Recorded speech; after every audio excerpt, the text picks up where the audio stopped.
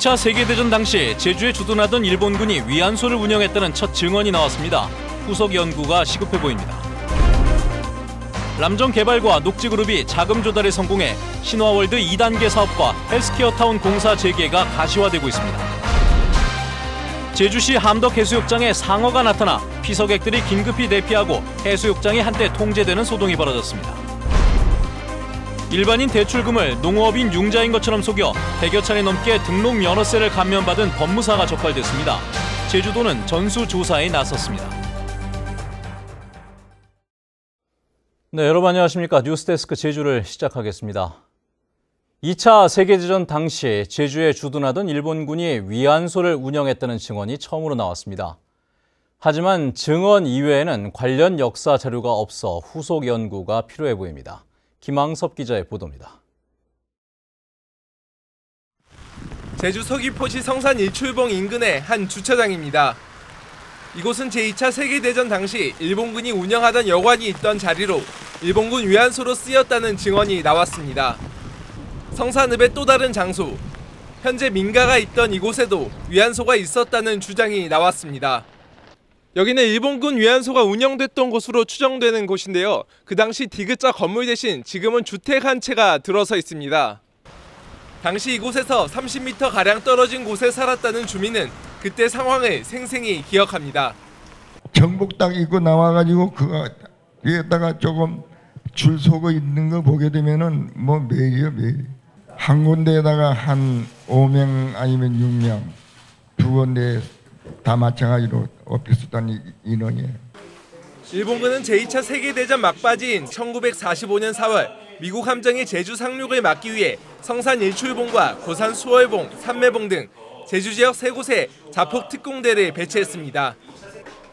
제주대학교 평화연구소는 제주에 주둔했던 일본 군인이 성산 지역에만 여가 시설이 있다는 기록을 남긴 것을 확인했다며 이 기간 위안소가 운영됐을 것으로 추정했습니다. 하지만 위안소 운영에 대한 기록은 증언 외에는 없는 상황입니다. 국내에서 위안소에 대해서 좀 더 연구가 진전되고 조사가 활발히 되려면 아직도 살아계신 분들의 증언을 더 듣고 지금 보이지 않던 사진이라든가 다른 여러 자료들이 발굴돼야 됩니다. 제주에서 일본군 위안소가 운영됐다는 증언이 처음으로 나오면서 다른 지역의 국내 위안소 연구도 속도가 붙을 것으로 보입니다. MBC 뉴스 김항섭입니다. 공공시설의 부실공사 문제가 도의회 예결위에서 도마에 올랐습니다.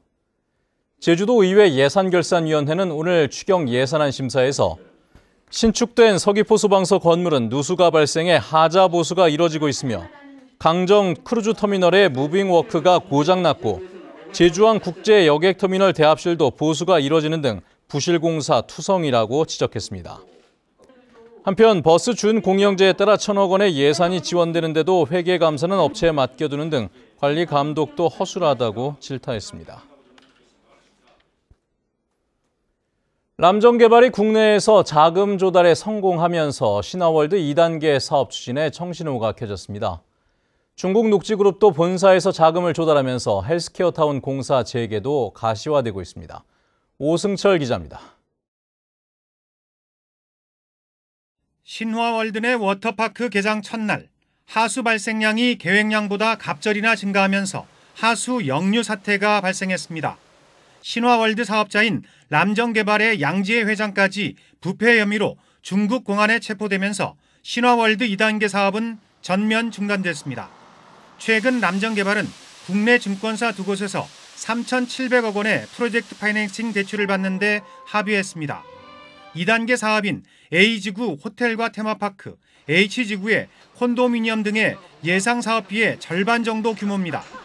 문제는 상하수도. 신화역사공원의 하수 발생이 문제가 되면서 JDC는 중수도 처리량을 2,600톤 늘리고 3,000톤 규모의 유량 조정 시설을 설치하겠다는 내용의 종합 개선 대책을 제주도에 제출했습니다. 이 협의 결과에 따라 사업 재개 여부가 최종 결정될 전망입니다. JDC에서 신화역사공원에 대한 상하수도 부분 개선 대책을 수립해서 제출이 되어 있습니다. 저희 본부에서는 이 하수 역류 사태가 재발되지 않도록 면밀히 검토해서 처리해 나가도록 하겠습니다. 최근 본사로부터 자금을 조달해 밀린 공사비 일부를 지급한 녹지그룹도 1,700억 원 규모의 대출을 국내 은행과 협의하고 있습니다. JDC는 녹지병원 문제와 별도로 공정률 35%에서 60% 사이인 호텔과 상가, 리조트 공사가 오는 9월에 재개될 것으로 기대하고 있습니다. 지금 이제 녹지그룹이 최근에 이제 약 1,700억 정도 PF를 지금 일으키고 있습니다. 그것이 되면 사실 녹지 사업장은 정상적으로 갈 겁니다. 그와 맞춰서 JDC에서도 이제 의료서비스 센터를 같이 운영을 해서. 하지만 신화월드와 헬스케어타운 두 사업 모두 중국과의 관계나 소송 등의 변수가 있어 사업 정상화까지는 풀어야 할 과제가 적지 않을 것으로 예상됩니다. MBC 뉴스 오승철입니다. 제주 지역 공기업 경영평가에서 제주관광공사가 하위 등급으로 추락했습니다. 행정안전부가 전국 270개 지방 공기업에 대한 경영평가를 실시한 결과 제주에너지공사가 3년 연속 나등급을 받았고 근로자 사망사고가 발생한 제주개발공사는 다등급에 머물렀습니다. 면세점 수익 악화 등으로 지난해 40억 원의 순손실을 기록한 제주관광공사는 나등급에서 다등급으로 하락했습니다. 일반인의 대출금을 농어업인 융자인 것처럼 속여 등록면허세를 감면받아온 법무사가 행정당국에 적발됐습니다. 이 같은 방식으로 가로챈 지방세만 1억 원에 달하는데 제주도는 이 같은 사례가 더 있을 것으로 보고 전수조사에 나섰습니다. 박성동 기자의 보도입니다. 금융기관에 등록면허세 신고를 위탁받아 처리해오던 법무사 A씨. 일반인이 대출받을 때 농업인의 명의를 도용해 서류를 기재하는 방식으로 등록면허세 50%를 감면받아온 것으로 드러났습니다. 농업인의 경우 대출금의 0.2%가 부과되는 등록면허세의 절반을 감면받는다는 점을 이용한 겁니다. 이 같은 방식으로 빼돌린 세금만 최근 3년간 1억 원. 같은 사람이 이틀 만에 대출을 2번이나 받은 기록을 이상하게 여긴 세무부서 직원의 신고로 덜미가 잡혔습니다. 꼭 이제 시청에서도 우리 맡고 이런 시스템을 어쨌든 세무대리권에 준하는 권리를 줬는데 제가 저도 이런 방법이 있겠구나 하는 생각을 하니까 너무 허술한 거니 이런 생각이 든 거죠, 사실은. 근저당 설정을 법원에 등기 신청할 때는 다시 원래 채무자로 기재하면서 금융기관도 명의를 도용당한 당사자도 전혀 눈치채지 못했던 것으로 보입니다. 그 납세 의무자가 금융기관 명의로 나오기 때문에 이제 저희들이 그거를 적발하기가 쉽지는 않았고요. 근데 나중에 그거를 혹시나 채무자를 옆에 이렇게 관로 처리라도 해서 나오게 되면은 조금 적발할 수가 있지 않나 하는. 세금 감면 혜택을 받는 농어업인 대출 신청 건수는 한 달에만 1,000여 건. 1년이면 만여 건이 넘는데 대출과 관련된 지방세 납부 업무 대다수를 법무사무소가 대행하고 있습니다.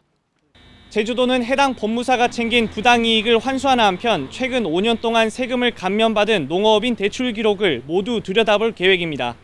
MBC 뉴스 박성동입니다. 오늘 제주시 함덕해수욕장에 상어가 나타나 피서객들이 대피하는 한바탕 소동이 빚어졌습니다. 다행히 인명피해는 발생하지 않았지만 해수욕객들의 각별한 주의가 필요해 보입니다. 이소연 기자입니다. 서핑객 주변으로 커다란 지느러미가 움직입니다. 서핑객이 가까이 다가가자 빠른 속도로 물살을 가릅니다. 꼬리 지느러미가 물 밖으로 또렷하게 드러나고 등 지느러미가 뾰족한 것으로 보아 상어입니다. 오, 빨라, 우와. 제주시 함덕해수욕장 동쪽 구름다리 앞바다에서 상어가 출몰했다는 신고가 들어온 건 오늘 낮 12시 10분쯤. 해안으로부터 100여 미터 떨어진 해상에서 상어가 출몰했다는 신고가 접수됨에 따라 2시간 가까이 입욕이 통제됐습니다.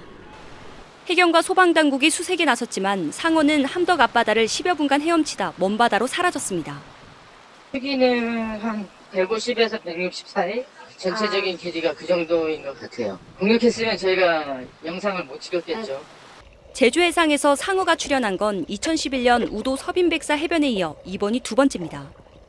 최근 제주 주변에 오징어 어장이 형성됨에 따라 산란기를 맞은 상어가 연안으로 들어왔거나 제주 연안에 서식하는 남방 큰돌고래 서식 상황에 변화가 있을 가능성이 제기됐습니다. 사실 이 남방 큰돌고래들이 방어벽을 쳐준 거랑 마찬가지죠. 이제 그 해양동물들이 이제 서식지라든가 이렇게 약간 이제 그 상황이 변하면서 어떤 이제 상어도 이게 연안으로 이렇게 들어온 상황이 아닌가 이렇게 추정할 수도 있고요. 전문가들은 물놀이를 하다 상어를 발견하면 가까이 다가가지 말고 해경에 신고해 줄 것을 당부했습니다. MBC 뉴스 이소연입니다. 이성문 교육감은 취임 1년 동안의 성과 가운데 고입 연합고사 폐지를 1순위로 꼽았습니다. 제주도 교육청은 고입 연합고사 폐지로 제주 시내 일반 계고로 진학하는 서귀포나 읍면 지역의 학생들이 줄었고 특성화고 입학 경쟁률도 높아지는 등 효과가 나타나고 있다고 밝혔습니다. 또한 고입 전형 변화에 따라 권역별 학교별 설명회를 개최하고 학부모와 학생, 교사들의 의견을 수렴해 학교 교육 입시 제도에 반영하겠다고 밝혔습니다. 제주에서 농업인 대상 월급제가 다음 달부터 내년 2월까지 시범 실시됩니다.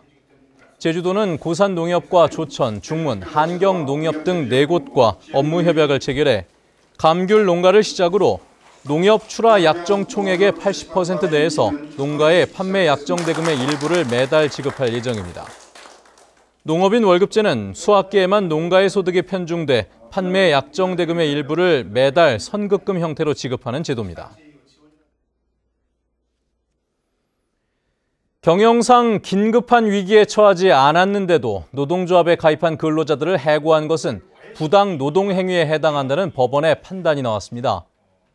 서울행정법원 제13부는 제주 모 호텔 법인의 부당 해고와 부당 노동행위 구제 재심 판정 취소 소송에서 원고 패소 판결했습니다. 재판부는 해당 호텔 객실 점유율이 해마다 증가하는 등 경영 지표가 개선되는 추세를 보이고 있다며 긴박한 경영상의 필요가 있어 보이지 않는다며 이같이 결정했습니다.